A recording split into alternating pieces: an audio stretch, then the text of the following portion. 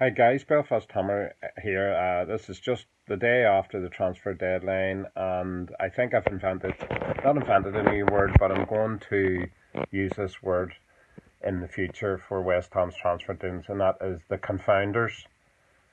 They just when you feel that they have raised up and they have, wanted to take us to the other level, the higher level that we've kept hearing about, we get a transfer window like all the others we've seen for years and years and years. Uh, Basically, the squad we have isn't fit for purpose. And even if you're going with some of the weaknesses of where we are at the minute, we still deserve to have something to talk about, something to freshen up the squad, and that rubbish we've seen the last few weeks. What the board is actually saying is that right, your loyalty is being repaid by the same old crap from now to the summer. On top of that, West Ham have a terrible injury crisis at the minute. Pele was on the other day saying that he's down to 15 first team players, which is really, really hitting near the wire. And even on that basis, some transfers should have come in. I don't know. I do believe they tried hard on the Mitzi, whatever his name is from Chelsea. I can never say it. I do believe, and it's a strange one, him going to Palace. They're not as good a team as us, and in my opinion, even with our stuff, and maybe that's to do with future transfers. And I know that Chelsea want to offload him, and they're more worried about getting rid of him than sort of maybe you think. So I think West Ham did try hard in that one, and the player did choose to go to the other team. But there is lots and lots of sort of stuff out there. I mean, Charlie Austin, a bit injury prone, but so is Andy Carroll. A swap, or he's stronger and he's more fit than Andy Carroll at this stage in his career. I don't didn't seem to be a big push to get Drinkwater, and Drinkwater probably is a guy who would fit into the Noble area where, all due respect, Noble is getting a wee bit sort of leggy, and it is going a wee bit, in my opinion. Also, people like Loftus Cheek and things like that, they don't seem to be going anywhere, and they're not really getting game time the way they should. And West Ham at the moment is a really good move, I think, for some of these players. They would get plenty of game time, and possibly a very good transfer in the case of Drinkwater and others down the line. So to me, my problem with the whole thing is that the willingness, they have confounded us yet again.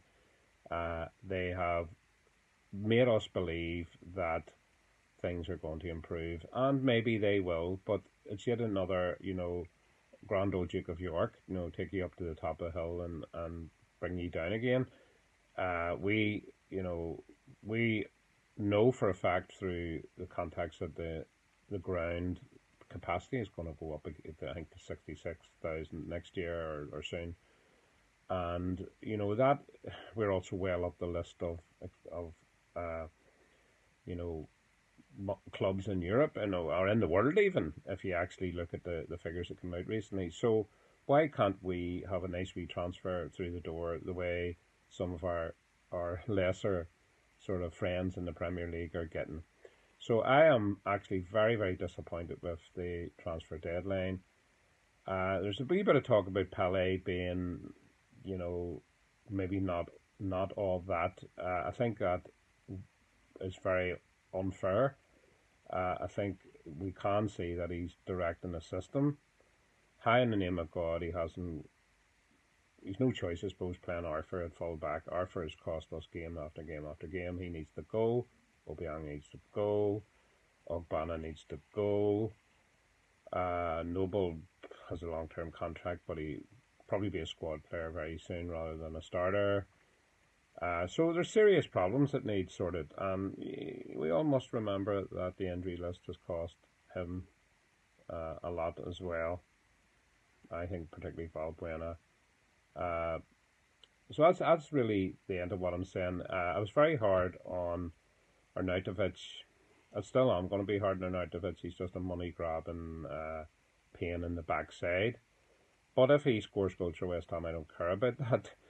Uh, the injury doesn't look, I think, as bad as what it appears, and apparently the crutches were for sort of protection, and there's an off chance of him making games very soon. So anyway, that's Belfast Hammer. Definitely going to the last game, a crowd of us, and we're going to Legends Do in Romford. If any of you are there the night before I think the Southampton game is the last home game, come over and have a pint and a bit of crack. Uh, let's hope our weekend is not ruined again. Well, it's not weekend, it's Monday. Belfast Hammers have their meeting on Monday. A big crowd of us will be in a bar in Belfast called the Berliner. So, very, very German.